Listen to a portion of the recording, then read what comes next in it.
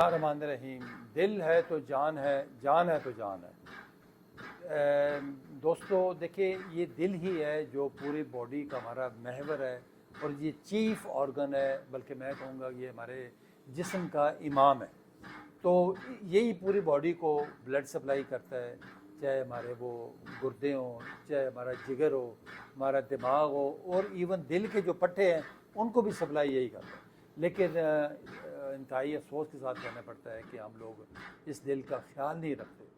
اپنی غلط عادتوں کی وجہ سے، غلط خوراک کی وجہ سے اس پہ اندر ہماری جو خوراکیں ہوتی ہیں، جو انہیلدی ڈائٹ ہم لوگ کھاتے ہیں، چکنائی والی، گھی والی، تلی ہوئی چیزیں، گوشت خور ہیں ہم لوگ بیسیکلی، تو وہ جا کے جتنے بھی کولیسٹرول رچ ڈائٹ ہوتی ہے وہ سارا جا کے جو دل والی جو شریانے ہیں، جس کو کارنری آرٹریز کہتے ہیں ہم، ان کے اندر جا کے یوں ایک تہہ بنا لیتے ہیں، ایک لیئر بنا لیتے ہیں، اور وہ لیئر کی شکل میں بڑھتے بڑھتے اتنی زیادہ ہو جاتی ہے کہ 90% تک جب بلاک ہو تو مریض کے اندر سمٹمز آنا شروع ہو جاتے ہیں. مریض کہتا ہے کہ ڈاکٹر صاحب میں جب چلتا ہوں تو مجھے درد ہوتا ہے، رک جاؤں تو آرام ہو جاتا ہے. اور یہ 100% بلاک ہو جائے تو ہم کہتے ہیں کہ یہ ہارٹ اٹیک ہو گیا. پھر اس کا فردر علاج، مریض کو داخل کرو CCU میں، پھر ٹیسٹ کروائیں، ECG، echo, ETT، NGO test ہوتا ہے، تو پھر پتہ چلتا ہے کہ آپ کی شریانے یا تو 2 میں بلاکیج ہے، 3 میں بلاکیج ہے، 4 میں بلاکیج ہے. اس کا حل کیا ہے جی؟ کسی کو بائی پاس ایڈوائز ہوتا ہے،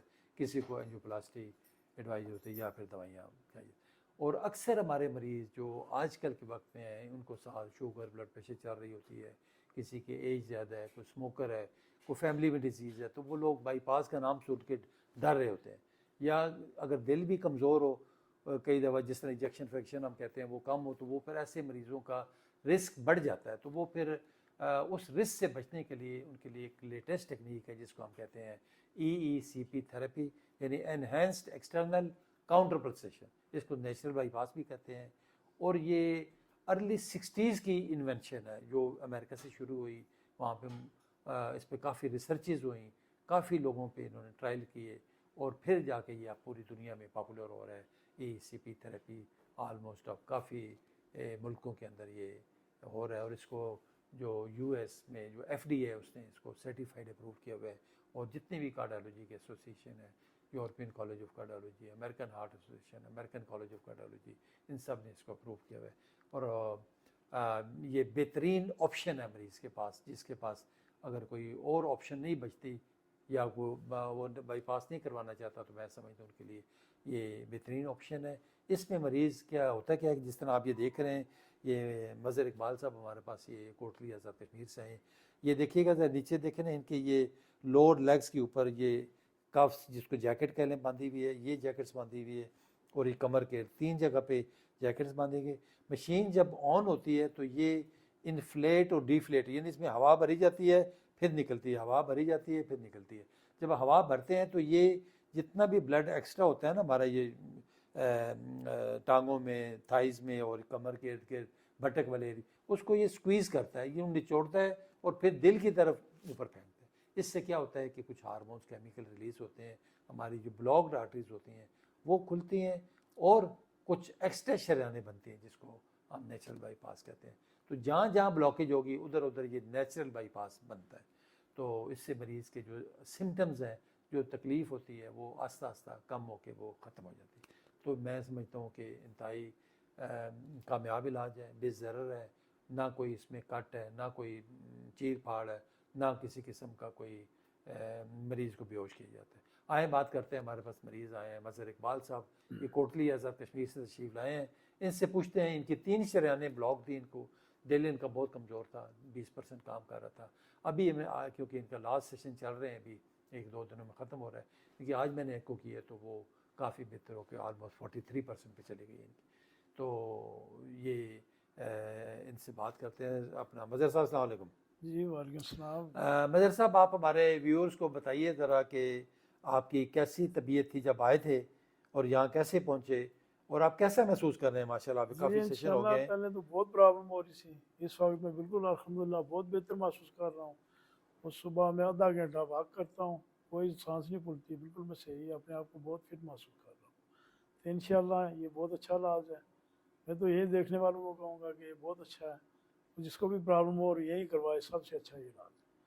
اور آپ کا اخلاق بھی بہت اچھا اور آپ کا سٹاف بھی. سب سے بڑی بات تو یہ ہے.